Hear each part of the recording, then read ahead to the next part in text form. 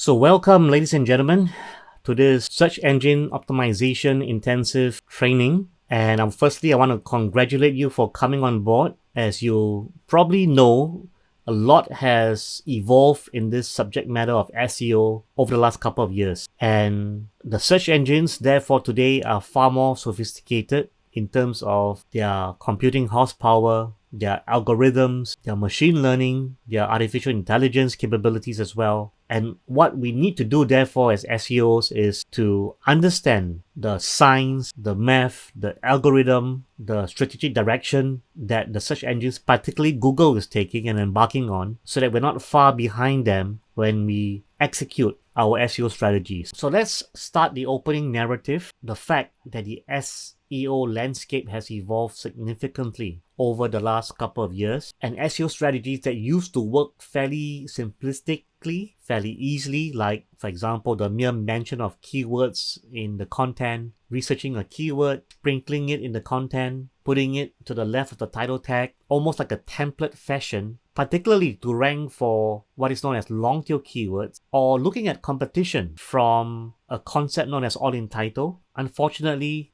it's not as straightforward or simple today, and there's a big reason for this. The big reason is simple. The search engines, particularly Google, has made great progress from that of a lexical search engine. Now, what do we mean by lexical search engine? It is one that is based on a simple keyword matching concept.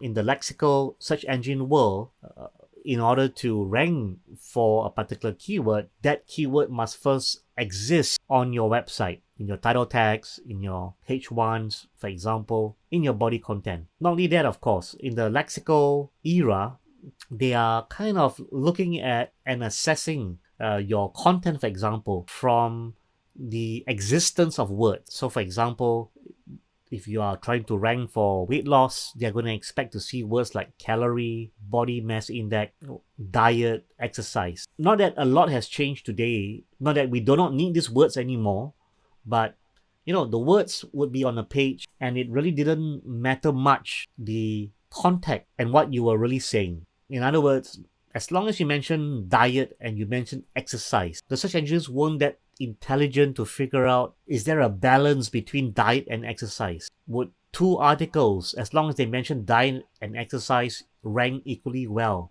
even though one is more scientific, one is just mentioning diet and exercise in your body content? Well, in the lexical days, with the lack of artificial intelligence, sophisticated algorithms, and technology in general, it was basically trying to identify the existence of words on pages, not so much in the context and the phrasing of the words and even the formulation of certain concepts. The other thing that the lexical search engine was not able to do was to decipher polysemous words. In other words, words that are spelled the same way but have a different meaning. And a simple word that comes to mind would be apple, for example. It didn't really understand that apple has multiple meanings, and it certainly couldn't decipher between a user intent when he typed in what is apple as a search question or search query itself. Now, when we talk about the search engines, it's important we qualify that I'm actually just referring to Google, and there's a reason why we only refer to Google generally.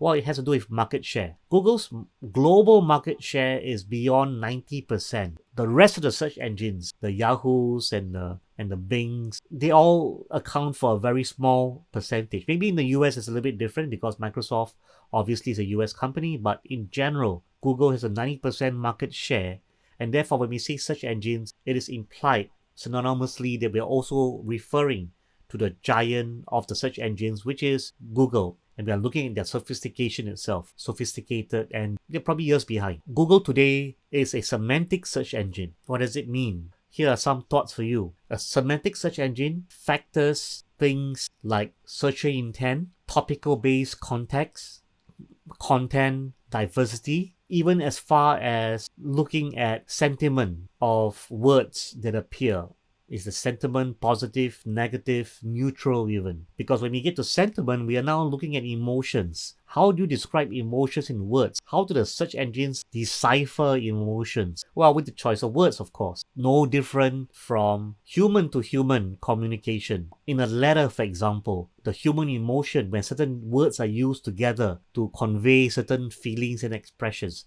That's sentiment. And believe it or not, the search engines are at that level already. The bottom line, therefore, is that Google is way more sophisticated. They take into consideration more factors when deciding what search results to display. And that's the opening scenario that I have for you with regards to search engine optimization today and for the future.